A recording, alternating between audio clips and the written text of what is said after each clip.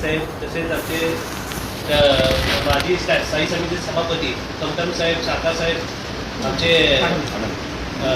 आडम साहेब, तसेच कैरमकोंडा साहेब या ठिकाणी उपस्थित असलेले सर्व महानगरपालिकेचे कर्मचारी व अधिकारी वर्ग आज या ठिकाणी त्यांना सूचना देण्यात आलेल्या आहे की मिरवणूक मार्गामध्ये कुठलीही दुरावस्था होऊ नये, या ठिकाणी लक्ष देऊन जे काय अडथळे मिरवणुकी मार्गामध्ये आहे त्यात रस्ते दुरुस्ती असतील, लाईटची व्यवस्था असेल, स्वच्छतेचा विषय असेल व प्रत्येक ठिकाणी जे काय अडथळे असतील ते दूर करून या ठिकाणी मार्ग मोकळा करून द्यावे असे या ठिकाणी या मीटिंगमध्ये सांगण्यात आलेलं आहे। आणि निश्चित महानगरपालिकेच्या वतीने आम्ही सर्व पदाधिकारी या ठिकाणी जे काही अडचणी असतील, जे काही समस्या असेल हे आम्ही दूर करू या ठिकाणी सांगू इच्छितो आणि तसे आदेश आता या सर्व अधिकाऱ्यांना देण्यात आलेले आहे।